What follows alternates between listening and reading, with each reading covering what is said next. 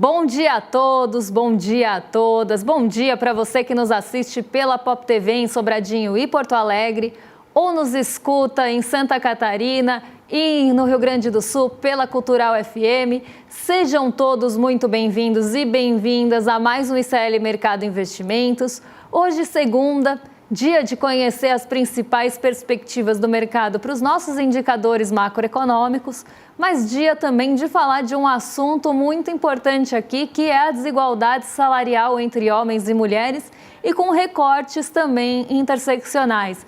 Então a gente vai também passar por esse assunto, já que saiu um estudo que mostra que essa desigualdade continua acontecendo aqui no Brasil. E além disso, a gente vai falar dos tropeços da indústria e dos serviços, como é que a confiança desses setores está e por que é que ela está caindo e em níveis bastante ruins aí, que a gente não via, pelo menos nos serviços, há 4 anos. Mas antes de tudo isso, vamos passar pela nossa agenda de hoje, porque tem indicador importante saindo nessa segundona. Então vamos entender o que deve movimentar o dia, porque às 4 horas da manhã, lá na Turquia, já saiu o índice de preços ao consumidor, o CPI de outubro, e na Alemanha, na zona no euro e do Reino Unido, então nos 3 aí em alguns horários diferentes, né? Então 5 para 6, 6, 6 e meia, saíram os PMIs industriais, o índice de atividade dos gerentes de compras, aquele índice que mede a atividade do setor, se ela está acelerando, se ela não está acelerando, expandindo ou contraindo.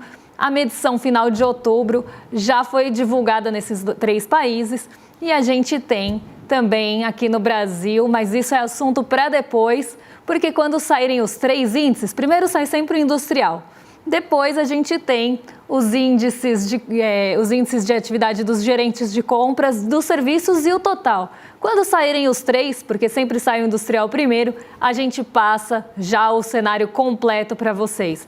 Às 8 horas da manhã aqui no Brasil tem IPCS de outubro, então aquela medição semanal já fechada do índice de preços ao consumidor.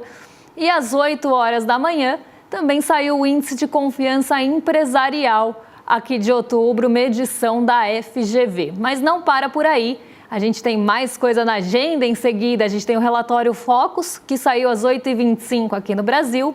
E hoje às 9 horas da manhã quem fala é o Philip Lane, ele palestra na Universidade de Tecnologia de Dublin. Na verdade, já palestrou, já deve ter acabado aí a fala do Philip Lane, que é economista-chefe do Banco Central Europeu. Na sequência, às 11h45, então depois aqui que o programa acabar, a gente tem o PMI Industrial de outubro, medição final nos Estados Unidos, medição da S&P Global, e ao meio-dia, a gente tem Departamento do Comércio divulgando investimentos em construção de setembro lá nos Estados Unidos. Além disso, ao meio-dia também, sai o PMI industrial, o índice de atividade dos gerentes de compras, mas a medição da ISM, por isso que eu frisei ali em cima, que a medição era da S&P Global, porque o mesmo índice tem divulgadores diferentes, metodologias diferentes, institutos que acabam, entidades aí que acabam medindo e tentando trazer aí o cenário desses indicadores, mas às vezes a metodologia muda um pouquinho, que nem vê a inflação da FGV e a inflação do IBGE, não é igual, porque a métrica não é a mesma, a metodologia não é a mesma, mas são 2 institutos, aí, 2 entidades tentando olhar para a mesma coisa, que é o índice de atividade dos gerentes de compras do setor industrial dos Estados Unidos, medição também final aqui. Então, até agora, uma agenda bastante aí focada nesses indicadores da atividade. E aqui no Brasil, o que deve ganhar um pouco mais de peso e relevância é o Boletim Focus, que acaba trazendo as perspectivas do mercado, mas sem muita novidade por enquanto. A gente vai falar dele daqui a pouquinho, então não vou dar muito spoiler. Mas o Boletim Focus está ali no modo de espera, não tem muita coisa mudando, até porque a gente já está se aproximando do fim do ano. E agora os ajustes devem ser um pouco mais pontuais.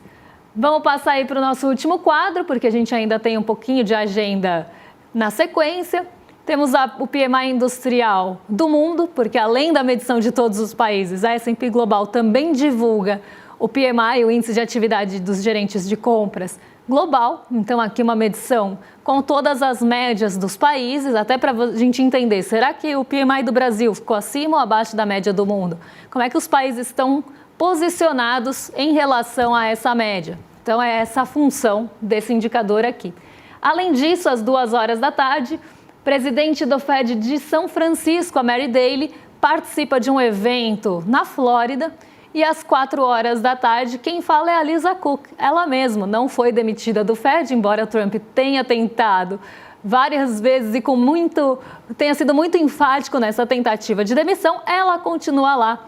E ela fala sobre perspectivas para a economia e política monetária em um evento hoje. Então aqui a gente tem, numa segunda parte da agenda, a agenda mais focada em falas de dirigentes do Banco Central, o que está bastante no radar, porque vem norteando muito o humor dos mercados e dos investidores, já que existe uma grande expectativa pela queda ou não da taxa de juros nos Estados Unidos. E foi justamente isso que ajudou a moldar o cenário na sexta-feira. Sexta-feira a gente bateu 2 recordes aqui na nossa Bolsa Brasileira. A nossa Bolsa atingiu o recorde intradiário.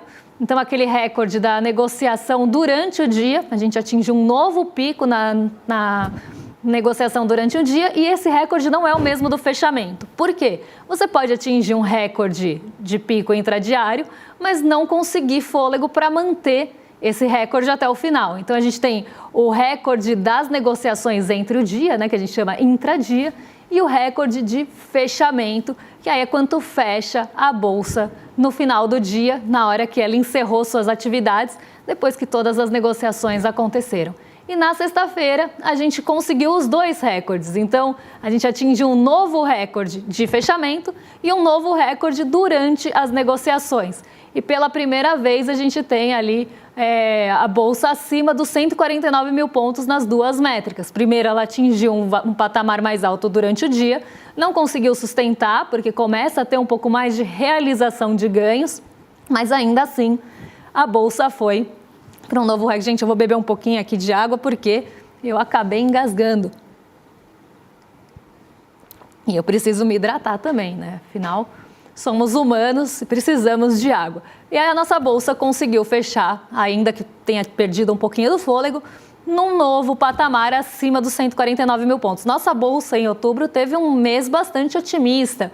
Um mês guiado, não só por motivos... Otimista, sim, por guias não só internos, mas também externos. Foi uma combinação de fatores domésticos e fatores internacionais aqui, que levaram a nossa Bolsa para esse fechamento de 149.540 pontos e uma variação de 0,51% na sexta.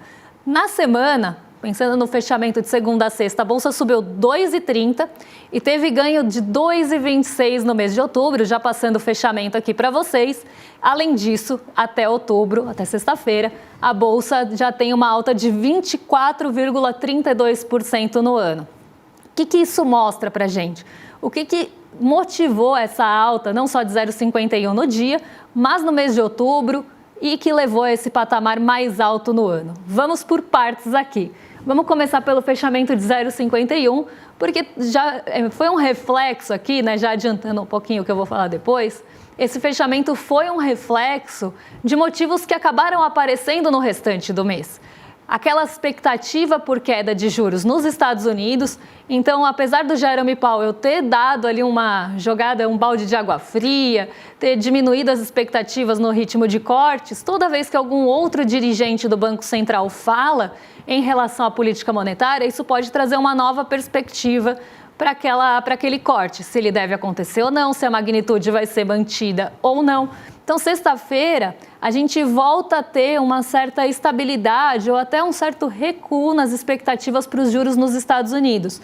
E como os nossos juros aqui no Brasil estão num patamar muito alto, acaba aumentando esse diferencial de juros entre o Brasil e os Estados Unidos. Isso não só faz com que o dinheiro entre aqui para ganhar com a nossa renda fixa, então para ganhar com Selic a 15% num país que não tem um risco tão alto, quem não quer?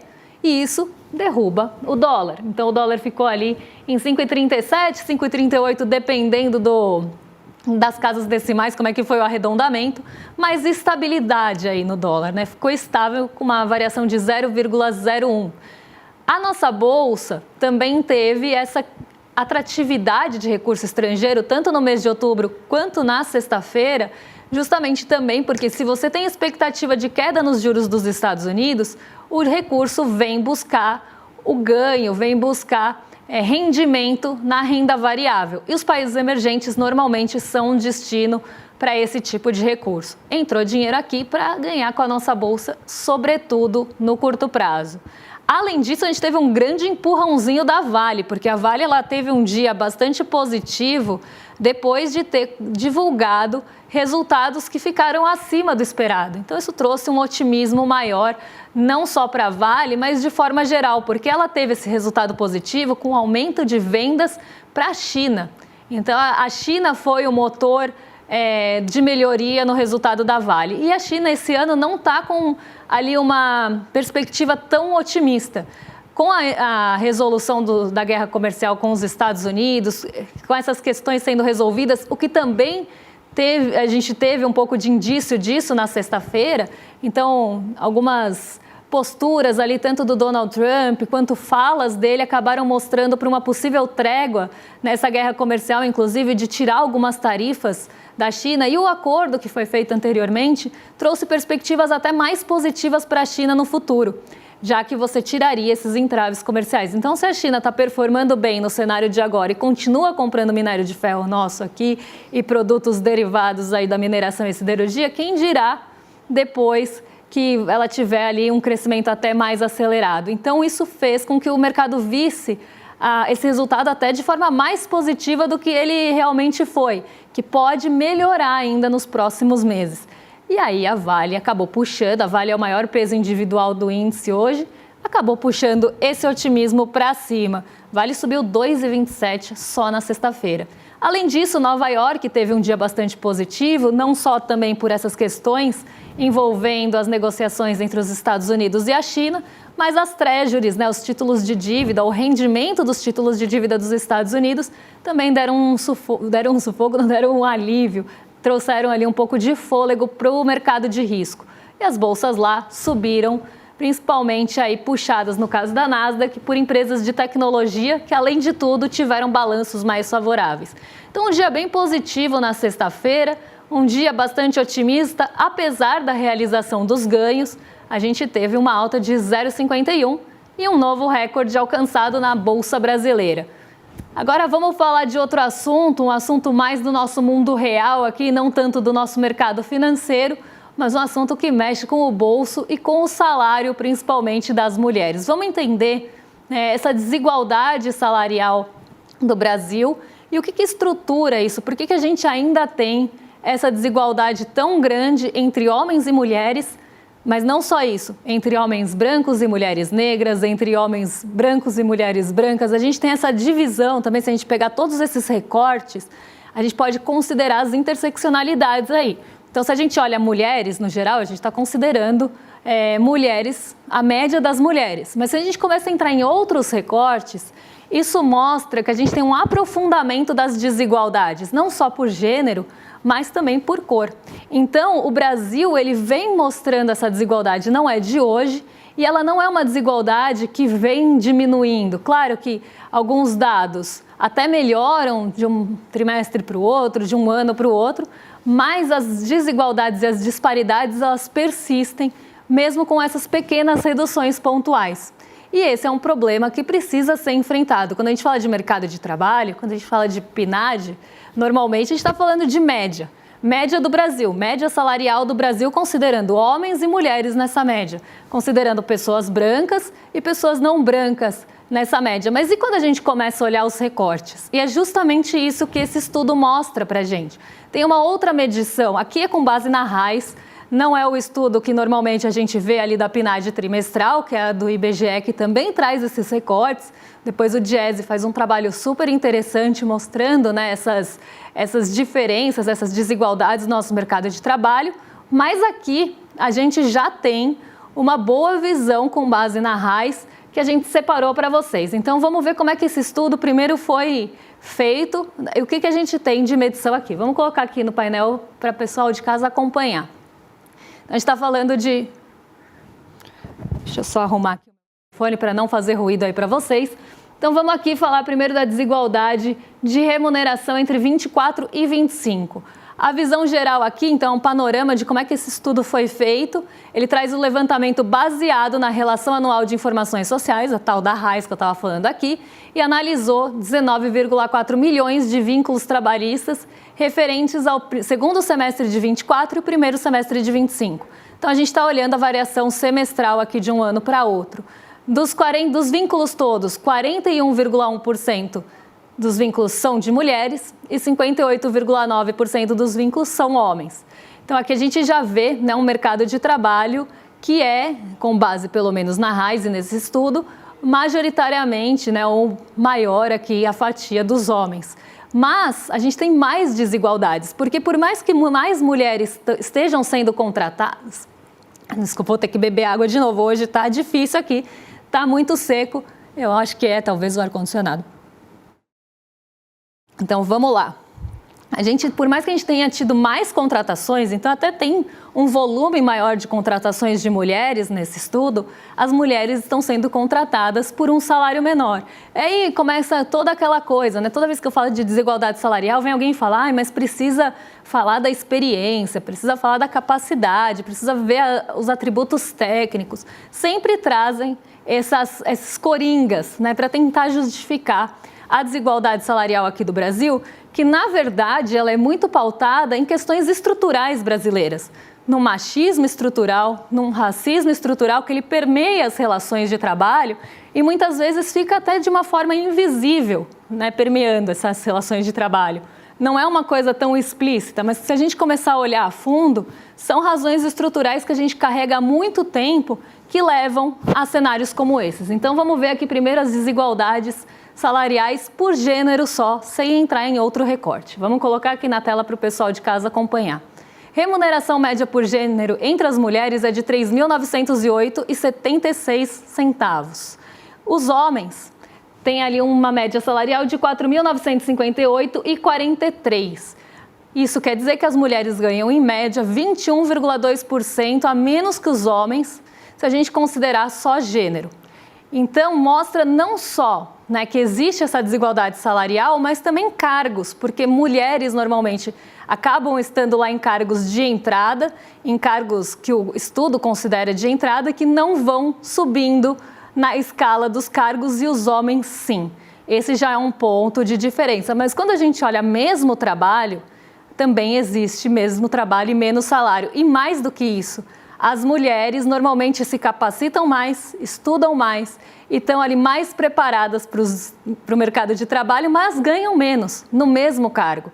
E aí começam essas coisas subjetivas, já tem que ver a capacidade técnica, tem que ver se entrega ou não o trabalho. A gente sabe que isso também é uma grande desculpa para manter essa desigualdade, porque a desigualdade ela é lucrativa.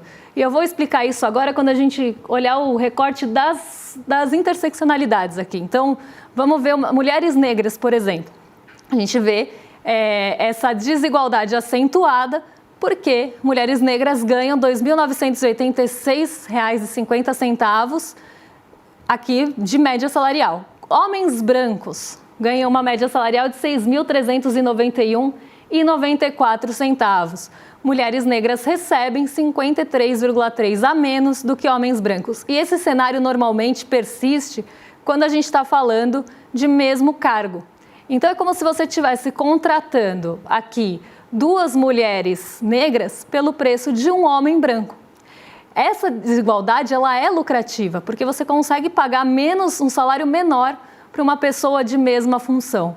Então a desigualdade ela é mantida muitas vezes porque ela vai ser lucrativa no final e ela vai persistir porque a gente tem uma estrutura que permite isso, já que cargos de liderança normalmente são ocupados por homens e aí você vai ter, né, toda essa estrutura também permeando as outras relações de trabalho.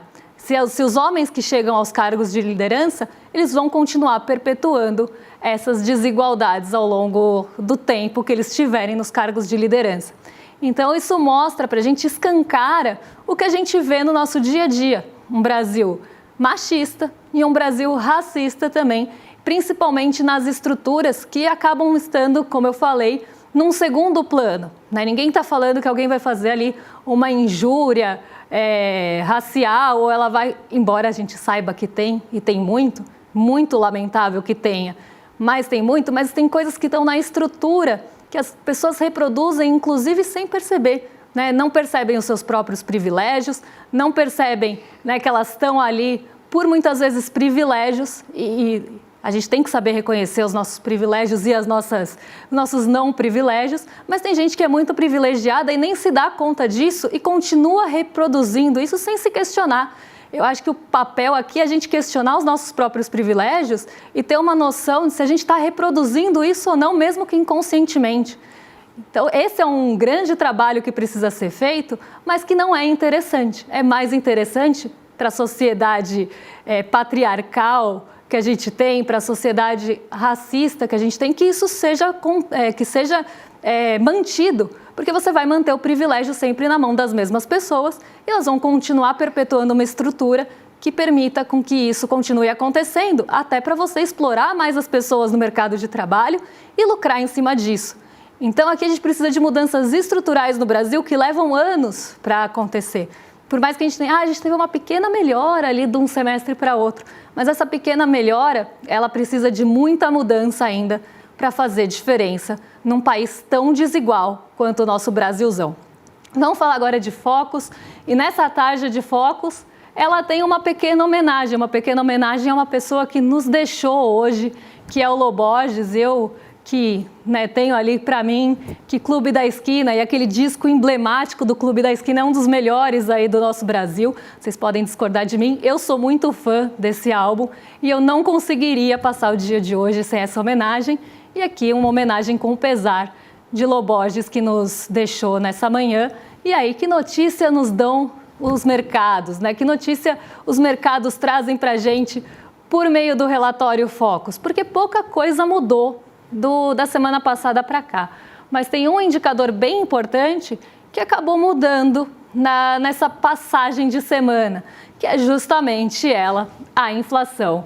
Então vamos passar aqui para a nossa audiência como é que fica o Focus nessa semana, tanto para o ano de 2025 quanto para o ano de 2026, e a gente percebe que a única mudança que a gente tem é a medição do IPCA, da inflação oficial aqui do Brasil, que está sendo projetada numa magnitude um pouquinho menor, num número um pouquinho menor do que estava na semana passada. Não é uma grande queda, a grande queda aconteceu da semana retrasada para a passada, mas continua em queda. Isso quer dizer, a gente está falando de mediana aqui, tá? A mediana é o número que divide o conjunto de dados em dois. É exatamente ali o número que divide o conjunto de dados. Então, se a gente tem 200 observações, por exemplo, a mediana é o número 100. Isso quer dizer que tem projeções para cima daquela mediana, quanto tem metade das projeções para baixo daquela mediana. É isso que ela nos conta. E a mediana, então, ali o que está dividindo esse conjunto bem ao meio, está em 4,55 aqui. Então, mostra uma queda em relação à semana passada, e ao mês passado também, porque essa projeção está sendo revisada o tempo todo, mas mais que isso, que metade das projeções provavelmente também estão abaixo desse patamar, e metade estão acima aqui, sendo redundante. Mas isso quer dizer para a gente que as projeções de inflação estão caindo e cada vez mais próximas da meta. O mercado está projetando uma inflação agora quase no teto da meta. O teto da meta é 4,5%, mas nada está fazendo a Selic cair ali. As projeções continuam em 15%. Então, por mais que a gente tenha a queda da inflação, nada disso está sendo suficiente para reduzir a projeção da taxa de juros, que continua altíssima, e continua uma pedra no sapato para os setores produtivos da nossa economia, como a indústria e os serviços, que já começam a ter queda na confiança, justamente por conta da taxa Selic tão alta, porque ela vai inviabilizar novos projetos, ela vai inviabilizar o crédito, vai deixar o custo mais caro, né, pensando em custos de crédito, mas não só isso, você precisa projetar uma demanda muito boa para você colocar seu dinheiro em risco e não colocar o dinheiro numa Selic a 15%. Vamos pensar num cenário. Eu não vou entrar na confiança agora, porque eu vou deixar para amanhã, eu tenho 4 minutos. Mas eu já vou trazer um cenário aqui para vocês, para a gente pensar junto, um cenário hipotético aqui. Não tão hipotético, mas vamos lá, a gente tem uma Selic a 15%. Você pode ganhar 15% sentado num título do Tesouro Selic, que é o mais seguro que tem e é super líquido. A gente está falando de um título de emissão aqui do Tesouro Nacional, que paga 15% ao ano. Para você colocar o seu dinheiro em produção, você já tem que ganhar mais do que 15% ao ano. Senão, você não vai colocar o seu dinheiro em produção se você achar que seu lucro vai ficar menor que isso. Mas, mais que isso, você precisa projetar para frente uma demanda também que justifique esse aumento de capacidade produtiva, esse investimento hoje. Porque se você olha para frente e não vê uma demanda positiva, você vai botar o pé no freio, não vai contratar mais gente, não vai tirar um plano do papel, não vai expandir uma indústria, não vai produzir mais, porque o estoque pode ficar ali encalhado, você não vai ter uma série de decisões, não vai tomar, porque vai ficar mais interessante colocar nos 15% da Selic. Ah, Débora, mas se a Selic fosse 3? Se a Selic fosse 3, você ainda precisaria de uma expectativa de demanda, porque não basta só você pensar que você vai ganhar mais que 3, você tem que pensar que você vai ganhar mais que 3 e que tem que ter expectativa que sustente isso. Porque uma coisa não se sustenta sem a outra. Então, uma Selic alta, ela já começa a inviabilizar pelo custo do capital, porque o capital vai ficar muito caro e vai diminuir a margem do lucro. Além disso, você precisa de uma demanda olhando para frente. Que demanda se sustenta também com uma Selic em 15%? E amanhã eu conto para vocês, mas só dando um spoilerzinho aqui, nos serviços, a demanda enfraquecida já está diminuindo muito a confiança. Então, a confiança está caindo porque a demanda está enfraquecida. E no caso da indústria, é porque estão se formando muitos estoques e não tem perspectiva também de demanda para esses estoques. Então, todo mundo fica com a confiança abalada, justamente por uma Selic que está mantida num patamar elevadíssimo e que continua sem projeção de cair, segundo o nosso relatório Focus, que acaba norteando também, infelizmente, as decisões do Banco Central e do Comitê de Política Monetária aqui do Brasil. Amanhã a gente traz o fechamento disso, eu prometo começar o programa já por esse assunto e a gente vê como é que está essa confiança tão abalada de dois setores importantíssimos, principalmente dos serviços, que normalmente carrega aí o nosso crescimento nas costas. Agora eu vou fazer um convite para vocês, porque no dia 29, gente, no dia 9 de novembro, no domingo às 8 horas, o Edu vai lançar um novo livro dele, que é o É Só um Jogo. Ele traz coisas de filosofia, matemática, física, vai questionar um monte de coisa aí que a gente tem em relação a essas inovações tecnológicas, inteligência artificial, e com certeza vai ser um livraço. Você quer comprar esse livro, quer participar, inclusive, né, desse lançamento online do livro do Edu, você entra aqui em icl.com.br/livro ou escaneia aqui o QR Code que está no cantinho da tela para ficar por dentro desse lançamento e participar com a gente desse lançamento oficial do livro do Edu, do Eduardo Moreira, às 8 horas da noite, no dia 9, no domingo. É isso, gente, eu fico por aqui. Toda vez que eu falo de desigualdade no mercado de trabalho, eu fico muito brava, é um assunto que me tira do sério. Isso porque entra em várias outras questões que eu nem abordei aqui, mas é sempre um assunto que me tira do sério e eu sei que é um assunto que vai aparecer gente e falar, mas é que tem que ver as questões subjetivas. Não são questões subjetivas, são questões bem concretas e que estão na estrutura do nosso país. Agora eu entrego para os nossos vizinhos de cima a audiência, vocês estão em mais do que excelente companhia com o William De Luca e o Guga Noblat, e eu volto amanhã para falar da confiança abalada da nossa economia e mais que isso, trazer o que mexe com o seu dia, com o nosso bolso, com as nossas bolsas. Um beijão e até amanhã. Turma, ficou pronto o meu novo livro que se chama É Só um Jogo. E se nada disso for real? O livro que eu escrevi até hoje, é o 13º livro que eu escrevi, que eu mais gostei de escrever. Uma provocação filosófica, assim, super inovadora, traz conceitos de matemática, filosofia, física e discussões que todos nós temos no nosso dia, mas de uma maneira totalmente nova. E eu diria até num estilo que revoluciona esse tipo de literatura. Eu vou lançar esse livro no dia 9 de novembro, um domingo, às 8 horas da noite, e vou falar sobre tudo o que está acontecendo, que as pessoas não têm nem ideia nesse mundo da inteligência artificial, e explicar para vocês de onde vieram os insights desse livro. E até vou ler um trechinho para vocês. O mais legal é que, além desse encontro incrível, vocês vão ter a oportunidade de adquirir o livro por um preço super especial e autografado. É o livro que eu mais gostei de escrever. E eu acho que vai ser o livro que vocês vão mais gostar de ler. Não que vocês vão sair do livro todo animadinho, não. Mas vão sair com a cabeça, pirando.